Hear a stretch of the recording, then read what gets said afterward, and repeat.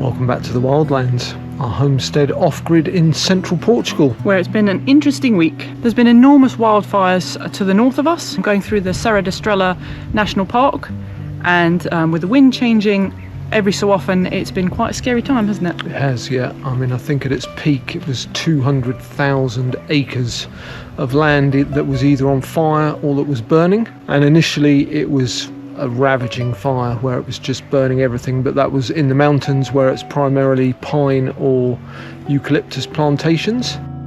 And it started to head sort of our way. It got to about 15 kilometres, about 9 miles away from us, and then it's been slowly edging closer, but it's been going over to the side towards Alpedrina and Monsanto, so extremely scary for everybody, especially all the villagers on the way. That's been awful, isn't it? Absolutely, yeah.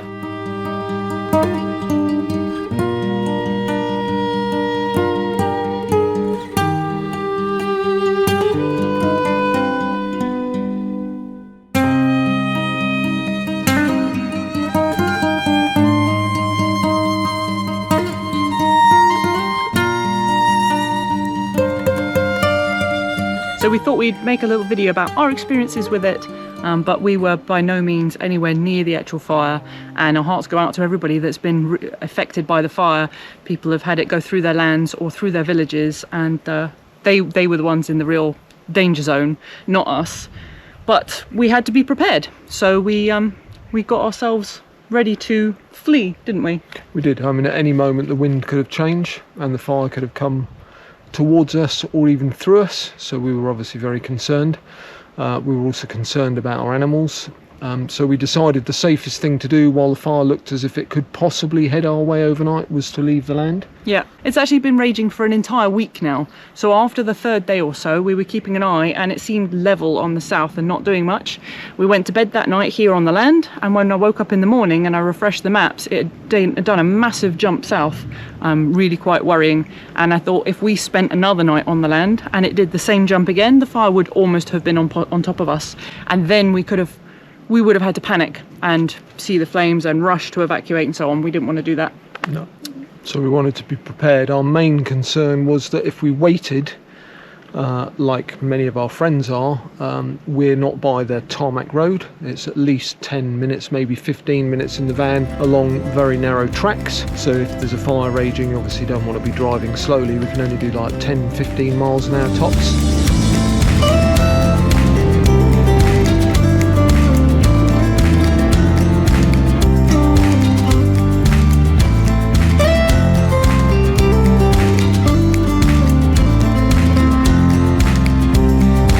Secondly, we've got all our chickens and our feral cat who we wanted to take with us, and we didn't want to be running around in the dark trying to catch chickens in the middle of the night while you know there's potential of a fire coming onto your land. So we thought it was much better to pack up the pets. That in itself has been a challenge, isn't it? It has been. So we had basically we had ourselves, we had our 2 dogs, our 3 cats, as well as our 4th feral cat. And that's Bob. You'll have seen in previous videos he's kind of friendly, but he was completely feral. He doesn't like being picked up, and he's certainly not going to like going in that cat box. But anyway, it's ready because we didn't want to leave him on the land. He wouldn't be able to escape from a fast moving fire, poor chap. So he'll be coming with us, so that'll be a challenge. Hello mate. He's a lovely boy. So we had to catch him and put him in a cat box.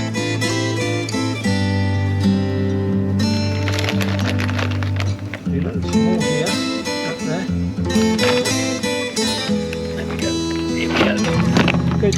Sorry, Bob. Sorry, darling. How many chickens? 11 chickens. 11 chickens that we had to catch and box up and put them in our camper van. We were very fortunate because we had a crate for Sybil when she was younger, so we used that, and on the first night we fitted 8 chickens in there, 6 big ones and 2 babies, but on reflection that wasn't quite enough room for them, so we got a couple of extra cardboard boxes, and we had a couple of boxes that we had Flapjack and Brownie and Hedwig, and so we managed to fit them all in. And then to get them in the van, they went on the bed with sheets underneath to keep it clean, and that was fine. It seemed to work very well. What's been good about that for them is that we've been putting them in the boxes in the evening as it's gotten to dusk, and then going away in the van in the evening. I think it would be harder for them in the daytime, because in the evening they're getting ready for sleeping anyway, so you put them in a dark cardboard box with air holes and some straw, and they're quite happy, aren't they? Yeah, it was actually surprisingly peaceful. So at the time of recording this intro to the video, we've evacuated twice. Yeah. All right, Hedwig, you're going to go in the box. That's right. It's very concerning, isn't it? Very concerning. Come on, darling. You in. Better than being left behind, isn't it? Sorry, ladies, it's a bit of a squeeze in there, isn't it? But it's better than be cooked. You don't want to be cooked, do you? No. Baby chickens. How many you got there? 6. What a palaver, eh? Super stressful. Super stressful. Crazy. Crazy we're going to have to do this. But crazier to stay. Here we go then. Van's all ready to go.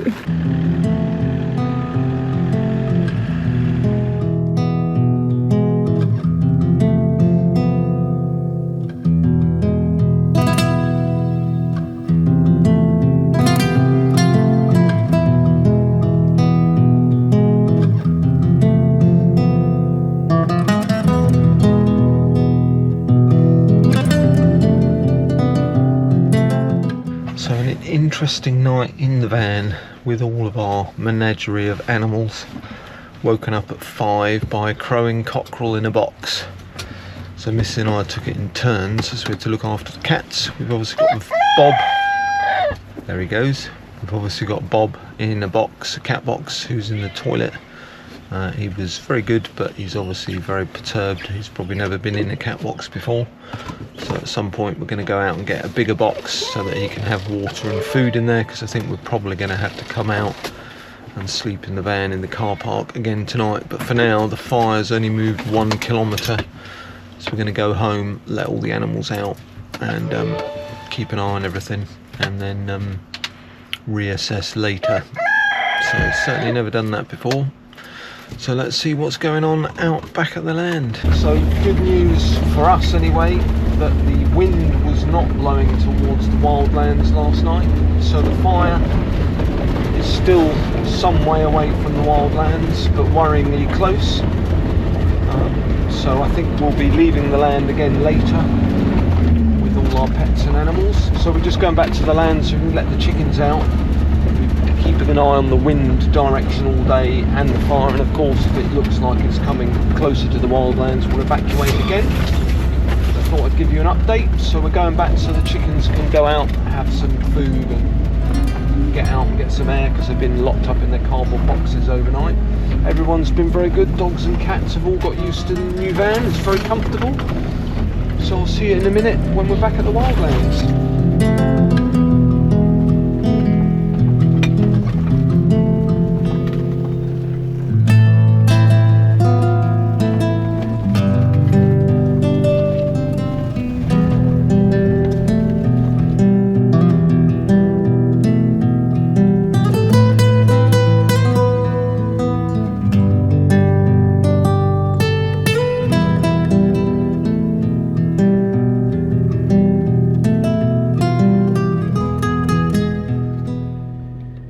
See the sky behind me. It's 8:30 in the morning, so it should be fairly sunny, but it's completely filled up with smog. We noticed when we woke up that we were covered in ash, and you can see here on our solar panels and our vans.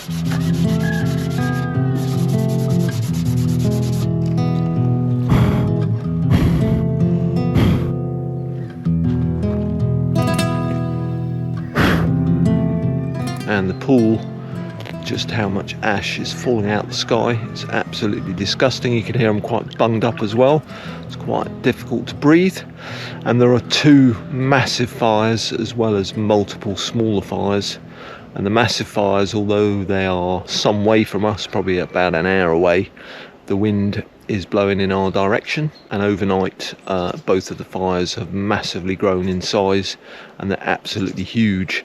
And unlike many of the fires of last year, they're actually going through towns and fighting their way through roads, towns, and people are being evacuated, engulfing whole villages, whereas last year, and generally the fires are fairly small and limited to pine plantations, and are fairly well controlled after a few days. And this particular big one, the one coming towards us, has been burning for quite many days now and is getting huge and larger every day, so it's a little bit concerning.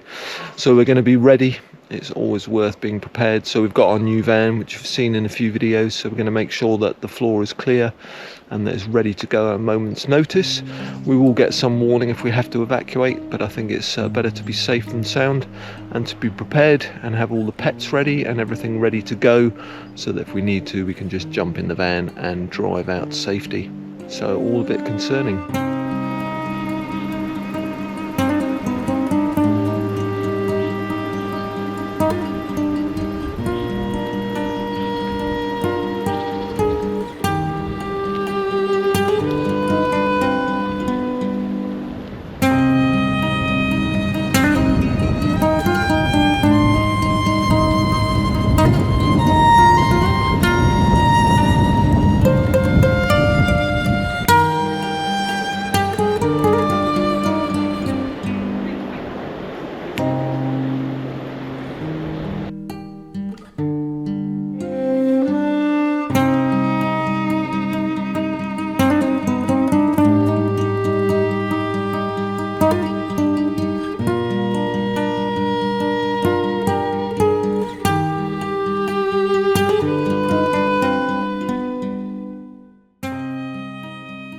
Going to put the chickens away now. They've been super good. I think they kind of got used to being in their boxes, and because they're blacked out, they just kind of sleep. And Flapjack wakes us up at 5 with his crowing, but it's quite pleasant and all very chilled. And then they'll pootle around for as long as they can today, and then we'll be evacuating again later, I think, because the fire is due to head south towards us. So we'll have to play it by ear and see how it looks later. Chickens 1 and 2. Chicken 3.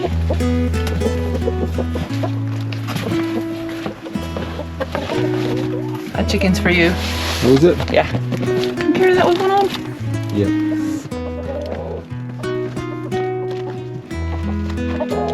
Flapjack wants to come out. Yeah. Been very good chicken. And so quiet.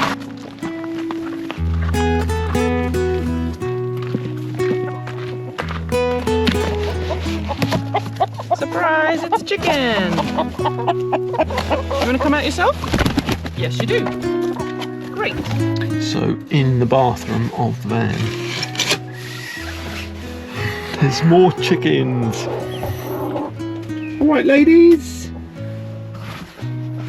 Who's in here then? That's right.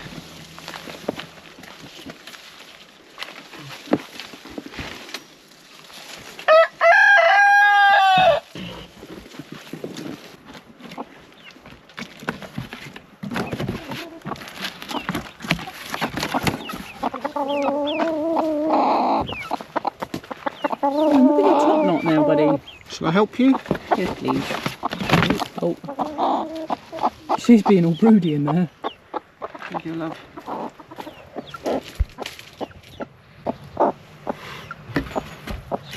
You're just going to be broody there?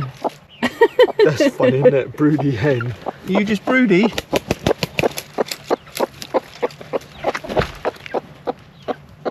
Baby's next. There we are, babies. Oh, you're so pretty, aren't you? Oof. That's a little boy. We're calling him Jack, baby Jack.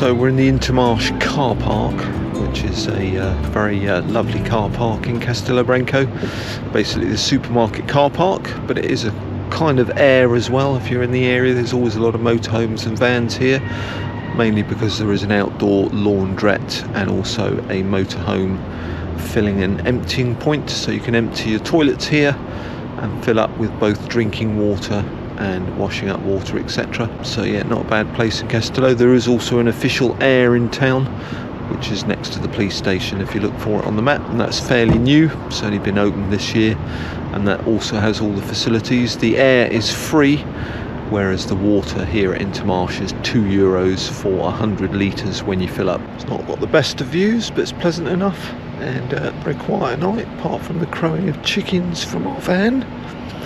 Here I've got a bit of a squeaky voice today, which is from the poor air quality that we've had for the last 4 or 5 days. Not too much ash in the air today, and although the fire looks pretty good online, there's still over 1,600 firefighters and over 500 fire engines, and shortly, once the sun is fully up, the planes will be out, so it's obviously still going strong enough to have all those people trying to fight it, although it's not come any closer to the wildlands, which is, or if it has, it's very marginal. So good news for the wildlands today anyway. So after being woken up at 5 by crowing Flapjack, it's now about 7ish, and had a nice coffee with Missy. Rose is just getting up, all the cats and dogs are up. Dogs have been out for a little walk around the car park, so we're going to pack up, put the chickens back on the bed and drive back to the wildlands, let the chickens out. Same routine. So it's our 3rd night away, so fingers crossed it's our last night, but I have a feeling we'll be here again later.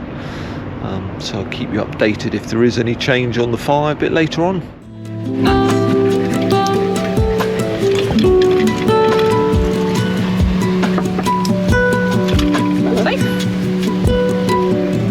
In our last video we'd taken the dogs for their first ride in the van, which you can see here, and they're obviously relatively used to travelling in vehicles. One particularly who spent a couple of years travelling in our last van full time as a van life dog. You're just such a lucky boy. Sybil a bit less experienced, so when we evacuated on the first night they were a little bit concerned. They weren't up to speed with travelling, nor had they been in the new van. They'd never even stepped foot in it. We were getting ready, pre-fire, we were getting ready to take them out, and we thought we'd take them up the road and do a little gentle ease them into it, and what turned out was we just popped them in the van and drove half an hour into town, and they were stressed by it, but they got over it. And on the way home today they were all fine. They're totally chilled, so that's nice. I've got Bob down here by our feet rolling around. He's a sweetie. And the chickens were quite relaxed and very quiet last night. Not really until about 5 o'clock when Flapjack does his traditional crowing. So this morning we were woken up by the cock-a-doo-doo-doo in our van. God knows what the other people parked around us, God knows what they thought when they heard a cockerel coming out of our van. But nevertheless, an interesting, somewhat stressful, but a bit of an experience, wasn't it? Yeah. So a somewhat challenging couple of days on the wildlands, and so pleased that the fire has decided to not come onto our land. It's been really quite scary, hasn't it? It has, yeah. Really scary, especially when you when we were driving into Castellabranco and looking out the window and you see the massive plume of smoke, and it's coming up on our side of the mountains where we can see. Yeah, very scary. And stressful. Yeah, and particularly scary when it's lots of people that you know, either directly or indirectly, who live around you, who've had their properties either damaged or in some cases completely destroyed, farms burnt to the ground and so on. Luckily most of the houses in the towns were saved, so amazing work from the bomberos and the fire teams around us. At times up to 1,600 firefighters and 20 or so airplanes dropping water.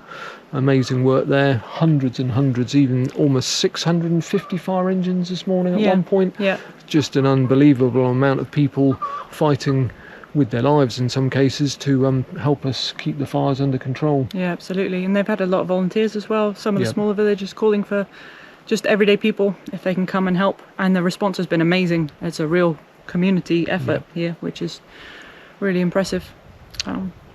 So should the situation change or worsen after I've put this video out, we'll give you an update on our normal social media channels. We're just going to keep an eye on it. There's a multitude of different apps. We're using Phogos on the website, not the app, because the app's less accurate. We're using Google Maps, we're using Flight Radar. There's a whole bunch of different things that we're using to keep an eye. And every hour or so we have a look and we check and we keep an eye so that if we need to get out quickly we can. But other than that, we're just trying to do life as normal when we're here. That's why we're coming back every morning, so the chickens can go out in their pen and peck around and have a normal day, watering the nursery, bringing some water up from the well, so that we've got it should we need it.